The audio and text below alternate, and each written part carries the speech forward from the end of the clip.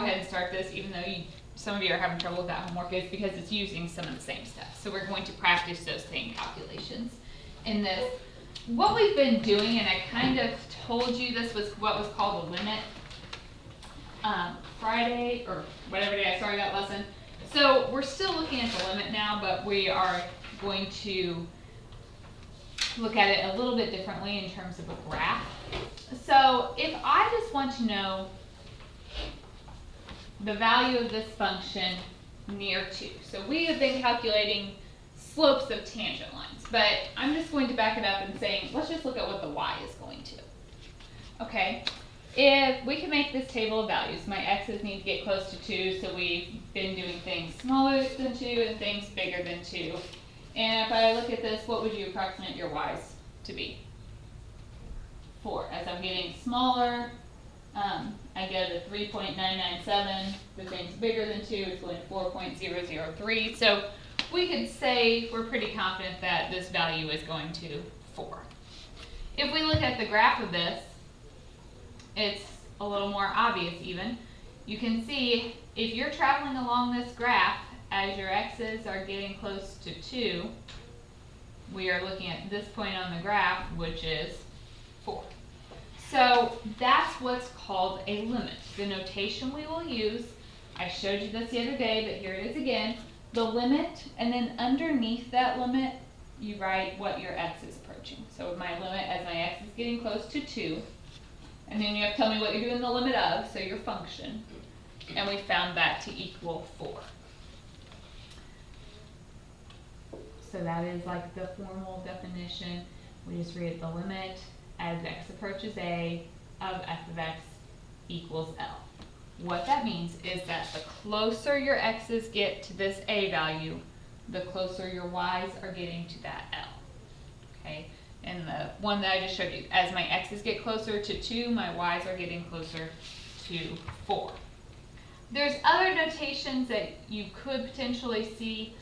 We don't use this very often, and really I probably won't ever, but you could see it. It just says as your function gets closer to your limit, as your x gets closer to your a. So another notation, but I don't really use that one.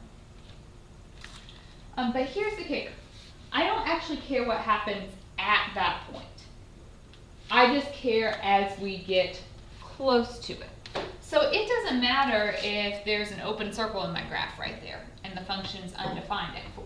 I don't care what happens at 4, just as we get close to it. So if I look at these graphs, this one, that's an actual point on the graph. These are open circles. And it doesn't matter. The limit is the same in all of those. So you will hear me talk about this all the time. I don't care what happens at the point, just as we approach it. We will look at functions that might be undefined at a certain point, but the limit still exists. So we are just going to start out estimating some limits. We're going to do this several different ways. We'll do some by looking at graphs. We will do some by looking at equations. So let's say I want to take this. We have done this limit concept already. We made our tables. And so I apologize, I know I didn't leave you tons of room on this handout. Hopefully I left you enough. So we're going to make our table. You do need to check from both sides. Okay, right now I'm giving you fairly nice problems, so these sides are going to match up. But eventually we might get to functions that from each side it's going to a different number. So right now they're usually going to match, but they won't always. That's why I have to check both. So let's just do our x and our y. We don't need a slope on this one. I'm not doing the tangent line. I just want the actual value of this limit. My x is getting closer to 1. What happens if you plug a 1 into this equation? You get 0 over 0, which, can you have 0 on the bottom? It's undefined. So if I actually plug this in, it's undefined. It doesn't work. We need to plug in points getting close to 1. So smaller, we might do 0.9, 0.99, 0.999. I usually ask you to do 3. Bigger, we might do 1.1, 1.01, 1.001. Alright, so let's divvy up the work. Jocelyn, 0.9, Hope, 0.99, Kaylee, 0.999, Connor, 1.1, Owen, 1.01, Rose, 1.001.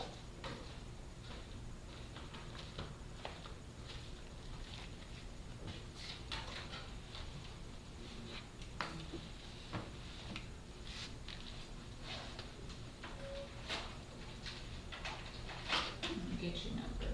Let me know. You're just plugging it into the equation.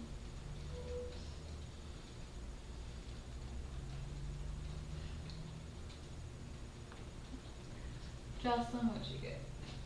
0.52631578. Alright, I'll do 4 decimal places. Hope, what'd you get? I'm still dividing. Hold on.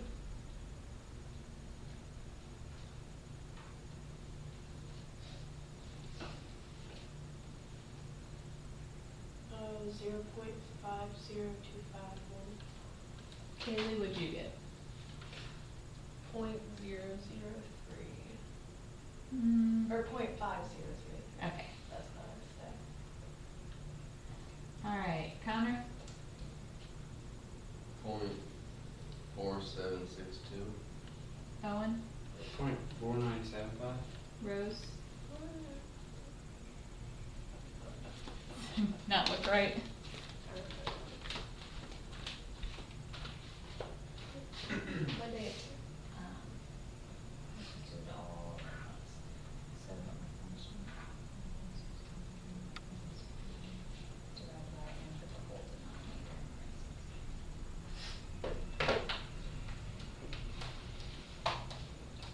So we get 0.4998, is that right? Okay, so what does this one appear to be going to? 5. And this one?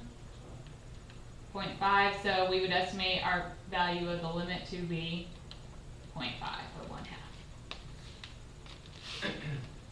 Alright, so these are actually shorter than the other ones we were doing because we're not doing the slope of the tangent line, we're not doing that extra slope column, just strictly the x and the y. Alright, let's look at another one. What's my x approaching this time? 3. So things smaller than 3, maybe 2.9, 2.99, 2.999. Bigger than 3, so 3.1, 3.01, 3.001. So take the same number you had before. So Jocelyn, 0.9, Hope, 2.99, Kaylee, 2.999. Connor, 3.1, Owen, 3.01, Rose, 3.001. Just plug it all in your calculator at once. Make sure you put parentheses around both the top and the bottom as you put that in.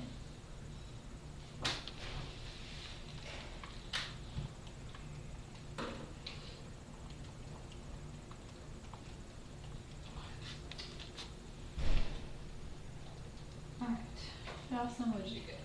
0.3878. Okay, Hope? 0.39879.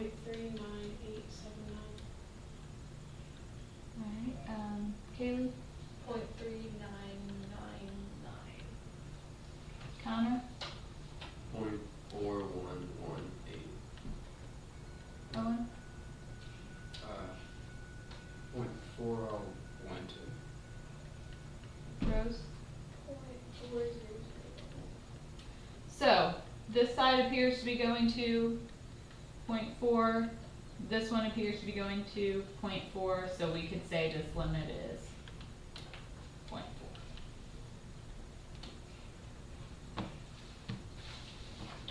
Alright, so far so good? Okay, let's try another one.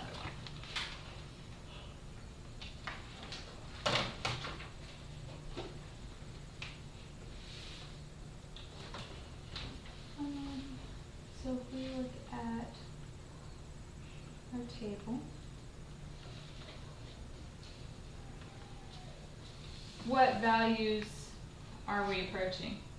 Or what value am I approaching? 2. So we need things smaller than 2 and things bigger than 2.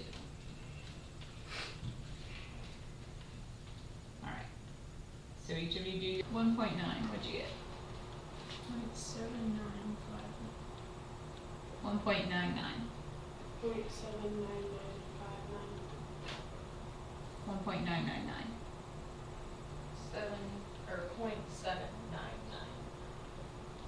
2.1. 0.8039. 2.01. 0.8004. And 2.001. 0.8003.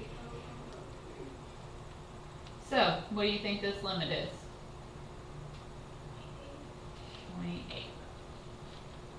0.8.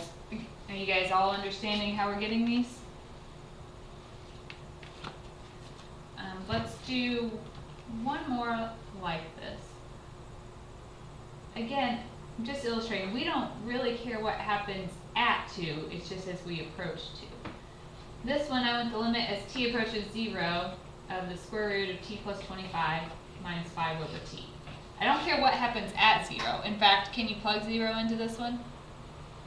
No. So it's not even going to exist at 0. We just care about close to 0. So what values would I plug in? 0.1, 0.001, and from below 0 I would do. Alright, each of you do your problem.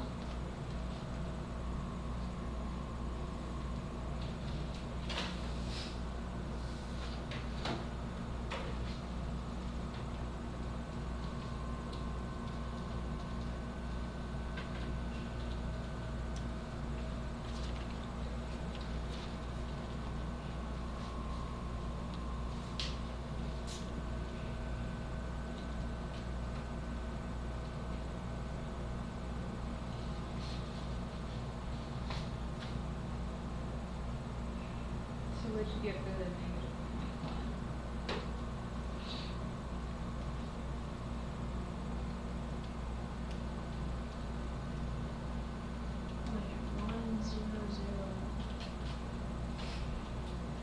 Point 1001, is that what you said? Okay. What about the next one? 0.10001.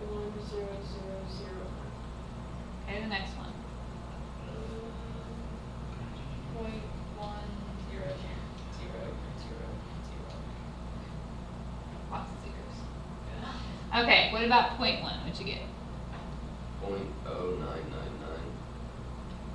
0.01.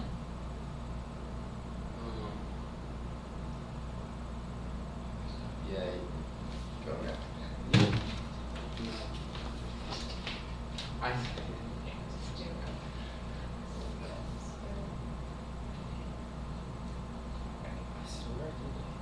Square root of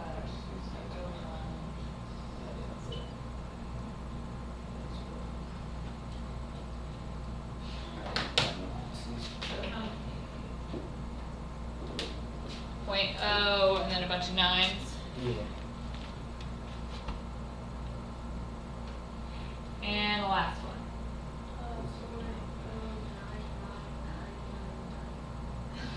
0.09999. Lots of 9s. So what is this one approaching? 0.1. So even though the function itself doesn't exist at 0, we still have a limit there. Okay, let's do another one.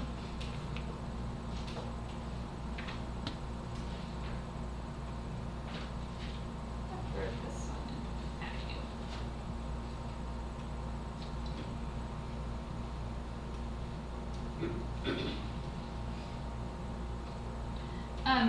First of all, does this exist at 0? No, it doesn't exist there. Let's do our values. So you getting tired of doing this yet? Good. Where are we approaching? 0. So smaller than 0, what would I plug in? Negative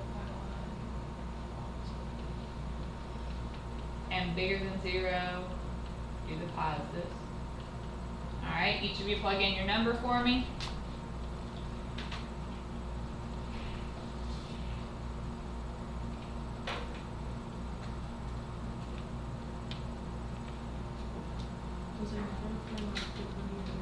You need to be in radian mode. Thank you for mentioning that. Basically in this class we will always use radian mode.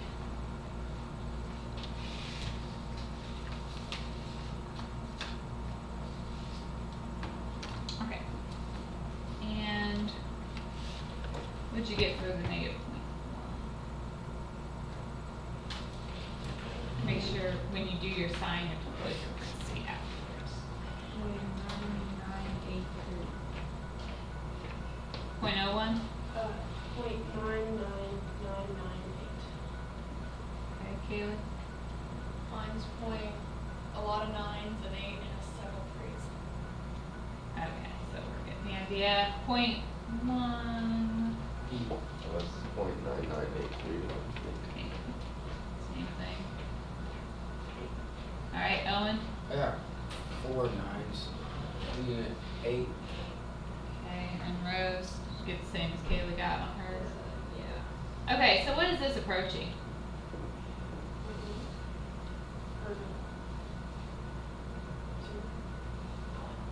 One. I want you to guys graph this real quick. Go to your y equals and do sine x over x.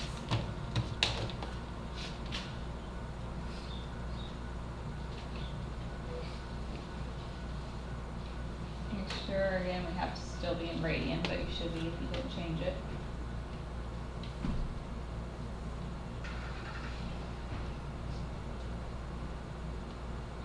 Okay, I just want to show you, we're not really getting the full picture just by this table of values.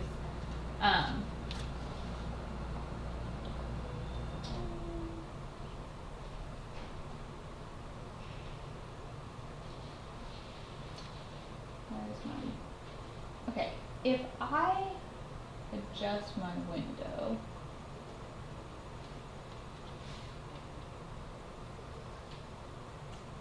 oh, what's wrong with my cat? Oh, hold on. I'm in the wrong mode. I told you to change it, but I didn't change mine.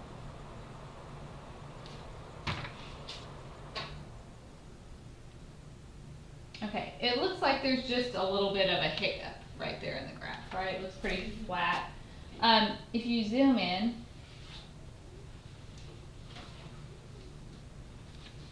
we're seeing it actually is kind of bouncing back and forth the whole time, and then what happens here? Just kind of goes nuts, doesn't it? If you keep zooming in, you're going to see how much this thing is really alternating back and forth. So I just want to show you, just by plugging in 6 values, we're not always going to get the exact answer. Like this one does work, but there's a lot of variability in depending what values you chose and how fast this is bouncing back and forth. You might not. So our method isn't foolproof. Okay, it's a start. We're going to get better methods, but it doesn't always give us the full picture. All right, let's do this one. So it's pretty similar, but I just changed the numerator. It's sine of pi over x. So we're still approaching 0. So plug in the same one you did before.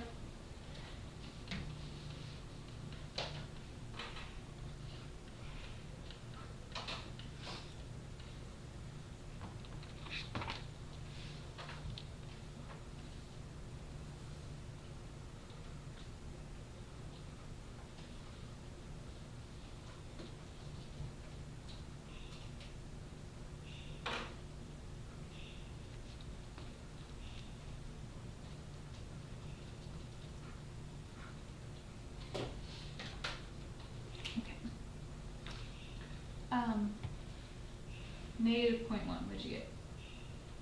0. Okay, negative 0.01. I can't find the pause button. It's second, and then it's right under the clear button. Second, and hit the The caret. yeah. Did you say? Okay. Did I do it right? 0. It doesn't. What did you get? I got like negative 3,141. You put in x instead of your x value. Oh, Lord. My goodness. You didn't just sign. It's getting mixed confused now. Oh. Here it is. So if you did sign before, you would get 0. What'd you guys all get? Did you guys all get 0s? So does this, that makes it look like this limit is 0, doesn't it? Let's graph it. If I did sine parenthesis pi divided by x. My graph is still kind of zoomed in. I might need to zoom out a little bit.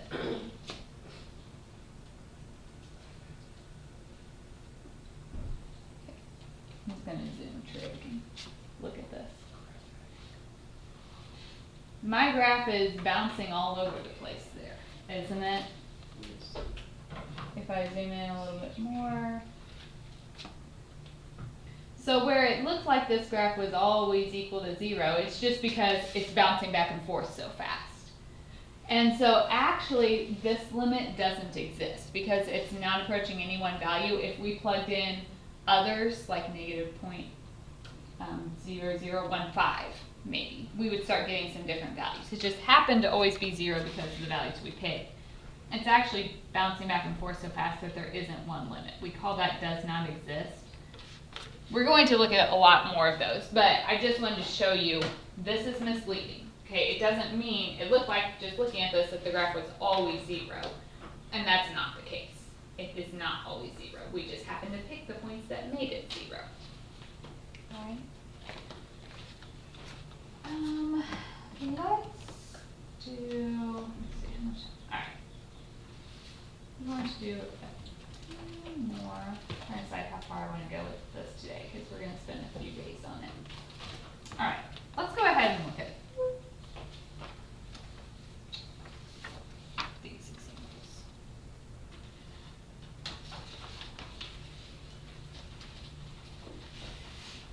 Okay, what am I approaching still? 0. So we still have our regular charts like we've been doing.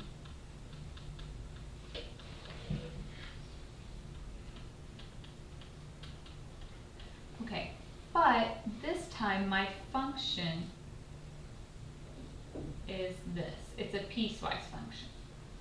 A lot of times you will see anytime we have an absolute value, we rewrite it as a piecewise. So basically x divided by the absolute value of x, it turns out to be 1 if x is positive, negative 1 if x is negative.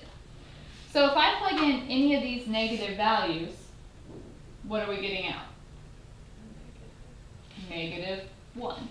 Right? If I did negative 0.1 divided by the absolute value of that, it would be negative 0.1 divided by positive 0.1, and you get negative 1. When I put in these positives, we're getting 1 if x is greater than 0, so all of these turned out to be 1. So this side is going to negative 1, and this side is going to positive 1. So do we have a limit? No, these numbers have to match to have a limit. What the graph of this looks like is this. And so in order for the limit to exist at 0, as I'm approaching it from both the left and the right, I have to be going to the same number, and I'm not. So this is another that does not exist.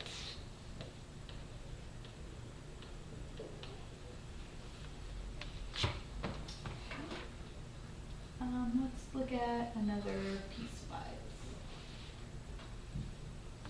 So if I asked you to do the limit as t approaches 0 on this.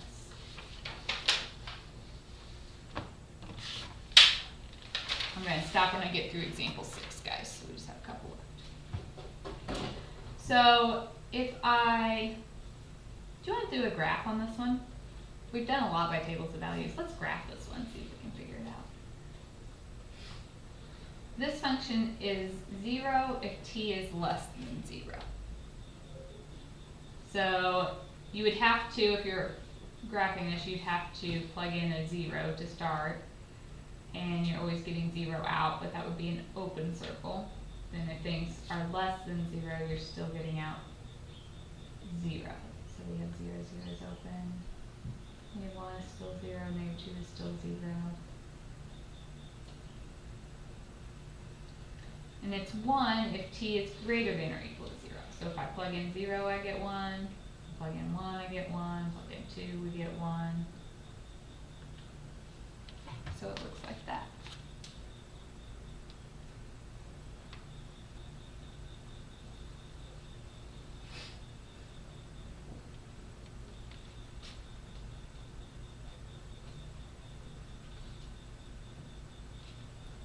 Okay. So this one, do we have an overall limit at 0? No. This limit does not exist because the sides don't match. But we could do the limit from one side at a time. If I were approaching from the left, that means I'd be coming in on this piece. And what would your limit be?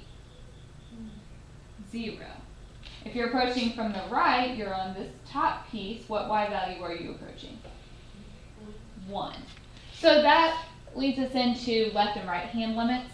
The notation, if you're approaching from the left, you have a little negative on your number. That means you're approaching from things smaller than that.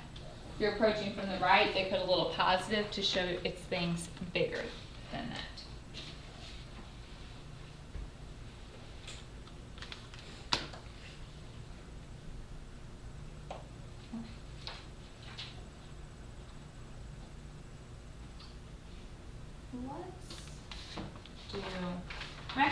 I'll come back and do example 5 tomorrow. I'm going to do example 6, and that's where I'm going to stop today. So I just want to use this graph to find each of the following. So A, the limit as x approaches 2, that negative means from the left of my function. So if you are traveling on the graph and your x is getting closer to 2 from the left, so things smaller than 2, what y value are we approaching? 3.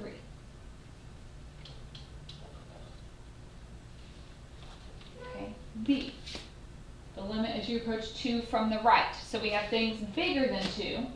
So I'm coming in on this piece. What y value am I approaching? 1. Okay. The limit as x approaches 2. So that one doesn't have a left or right. That means as I'm coming in from both sides, do they match? So what would I put? They don't match, doesn't exist. Okay? As you approach 5 from the left, so here's 5. If I'm coming in from the left, it's things smaller than 5. What y value do we approach? 2. As you approach 5 from the right, so things bigger than 5, what y value do we approach? 2. The last one, as you approach 5 overall, so as I'm coming in from both sides, what's my y value? 2. What if I had asked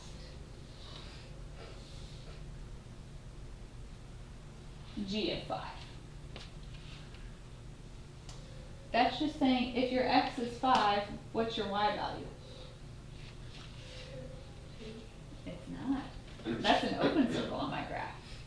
When my x is actually 5, I'm right here, and that y value is 1, maybe a little more than that, hard to tell exactly, 1.3 or something. So there's a difference between the limit and what the actual function value is.